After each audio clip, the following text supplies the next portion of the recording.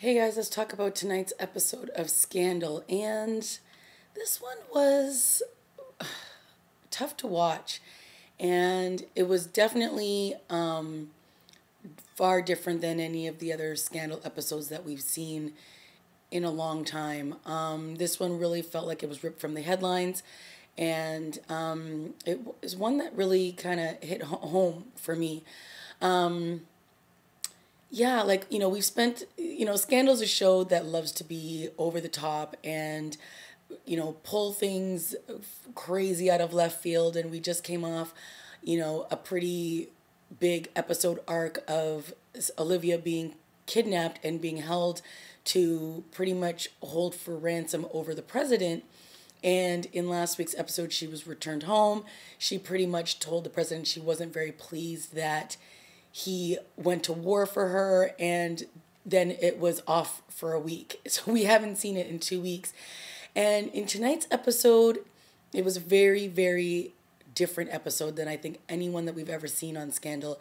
And it had to do with a young 17-year-old black unarmed, or what we aren't sure throughout most of this episode is whether he was unarmed or not, but he was shot by a police officer. And we all know that this storyline hits very close to home in light of very recent events with the shooting of Michael Brown and the killing of Eric Gardner.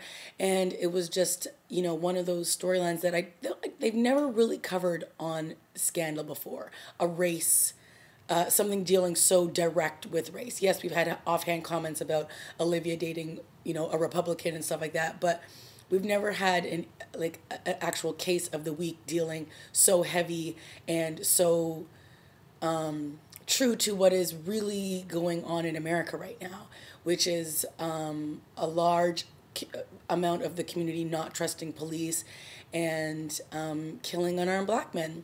So for them to tackle this issue so close to I guess these true events that are actually playing out in the media right now. And I believe even today there was a report that came out in Ferguson about the police being very biased in that neighborhood.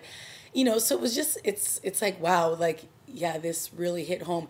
And then to see how they actually, I guess, made a little bit of a twist with this storyline and having the father show up at the crime scene where his son is still dead on the ground. He pulls out a shotgun. He pretty much is demanding the truth, and he wants to see who he wants to, the person who killed his son to be held accountable. And it's all happening and being played out right there, and it's in front of the police, the news, the media, everything, and the neighborhood. And he ends up sitting over his body, the body of his son, for like days. And it was just it was really hard. Like, I don't know. I was talking out loud while I was watching this episode, and I'm like, I don't know how I feel about this. One of the big, one of the major stories and points that came out in the Michael Brown shooting was how long his body was laid out in the streets and not being covered, and it was out there for hours and hours. So to see them sort of show that in this episode was really tough. I know it's just they're acting and it's just a reenactment of and drama, but it just felt so harsh and hard to watch. Like, it really did. And to see him sitting over his son, and then them ultimately turning his body to see if there was in fact a knife, and that there was one, and then to find out that it was planted. And it was just, I don't know. I just found this episode really hard to watch.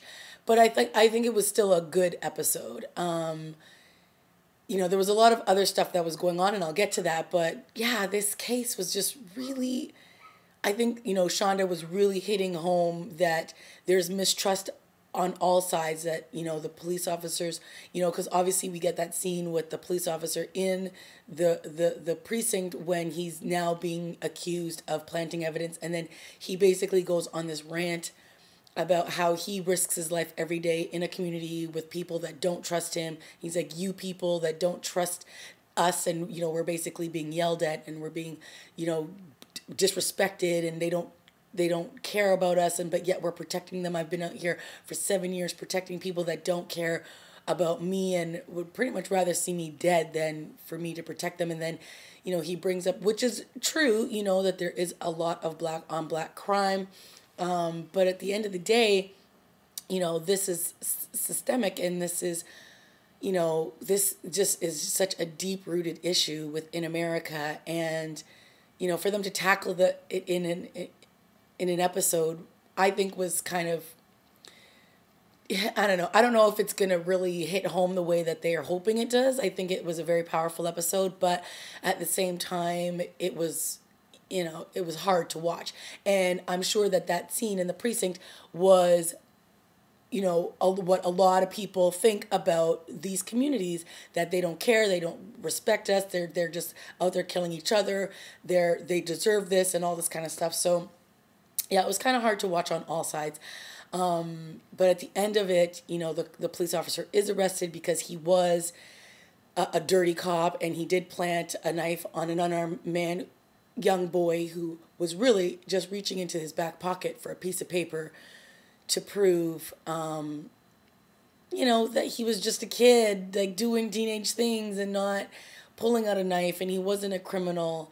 And I think it's really sad that this happens far too often, where yes, you do have an element of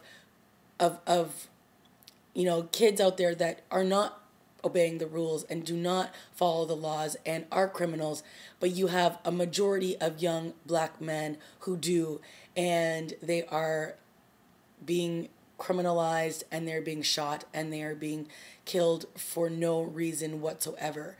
And it's very sad. So to turn the subject matter around a bit, we had the other stuff that was going on in this episode, which was the fallout of Andrew, the vice president, who's now pretty much a vegetable, thanks to Huck, and they're looking for another vice president. And obviously, we know that Mellie wants to run for president after her husband's term is up, and they're, pretty much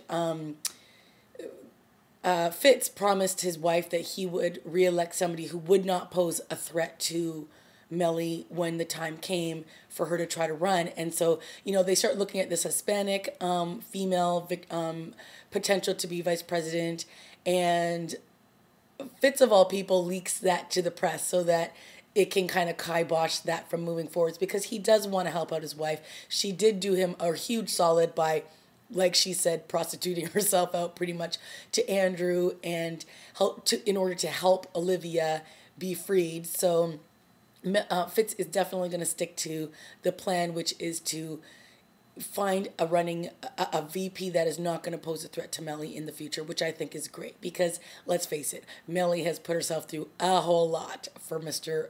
Fitzgerald Grant. So he does owe her a huge debt of gratitude, and he should do whatever he can to keep Mellie in his good graces. So they are now out to look for a VP that will not pose as a threat to Mellie, and we'll see, I guess, in the coming weeks who that will be. We had some good scenes with David Rosen, and I like that scene with Olivia when she's in his office, and he's basically telling her, look, you can't just come in here and ask me to do these things, and I can't just show up at crime scenes because you say that you can get me there.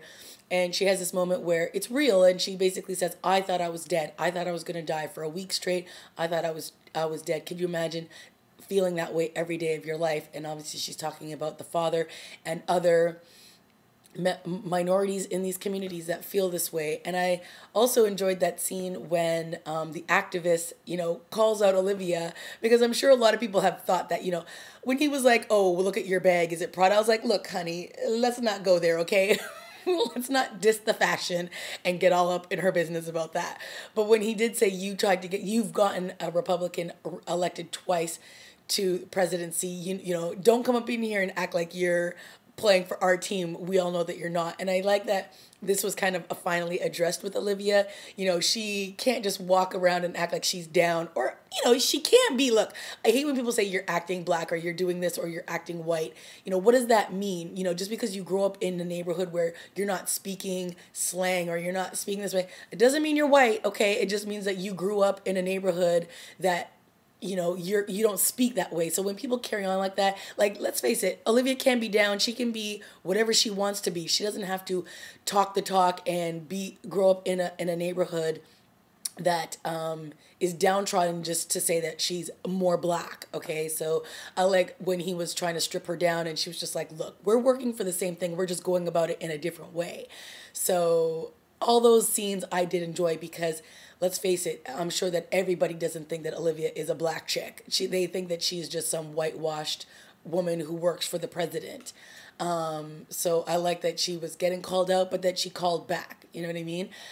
So yeah, I thought that, again, this was a very different type of Scandal episode. We saw Fitz and we saw Fitz and Mellie, and we also saw Huck and Quinn working in the office, but it didn't really feel like, your normal case of the week, which usually I'm sure is ripped somewhat from the headlines. This one, I think, just really hit a lot closer to home.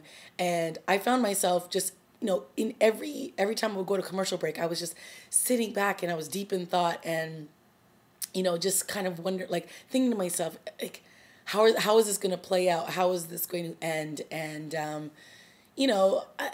think, again, it's going to bring up questions that people are going to talk about tomorrow, whether they liked it or not, whether they thought that this was just a little too, neat and tidy at the end of it, all wrapped up in a nice, neat bow that the cop gets arrested. Let's face it, how many of these cases have gone to, all these cops are not getting arrested and they're getting off with no indictments and all this kind of stuff. So they're not being wrapped up in these nice, pretty bows as they did at the end of this hour. So I'm sure a lot of people will have issue with how this episode ended, and I think maybe they should. But I think it's a topic that needs to be addressed in prime time. I think that it's something that, once again, needs to be brought always to the forefront, because, people like to say get over it and move on and all that kind of stuff, but sometimes you just should not. So, good for Shonda Rhimes for addressing this subject matter. And I thought it was very interesting. Yeah, like, we've never had Olivia Pope step up for a cause like this. And, how did she do? How do we grade her on this? When she steps over the line and she starts chanting what all the protesters are saying, I thought that was another very powerful scene, because yes, in one hand, she's working for the police, and then she's realizing that they're not working for her in any way. And they're bringing up the SWAT team so that they can tear gas the crowd and they can, do all of this and get away with it. So, yeah, some definitely interesting moments in this episode. Let me know what you guys thought of this week's episode of Scandal. Again, a very different take on our usual case of the week, and not really, but slightly addressing the fact that Olivia must have some serious PTSD, and even after when the father, reveals that the son has the knife under him, and he pulls the shotgun on Olivia and the activist, and she's completely freaked out, and she walks away, and her hand is shaking, and she's grabbing her coat. Yeah, she needs to deal with this. Okay, we need to see the fallout of this, kidnapping, because ish got real. She killed somebody, and somebody was killed right in front of her, and blood got splattered all over her. So it can't just be swept under the rug. Okay, I've talked long enough. Let me know what you guys thought of this week's episode. Leave a comment down below, like, subscribe, and I'll see you guys next week. Okay, bye.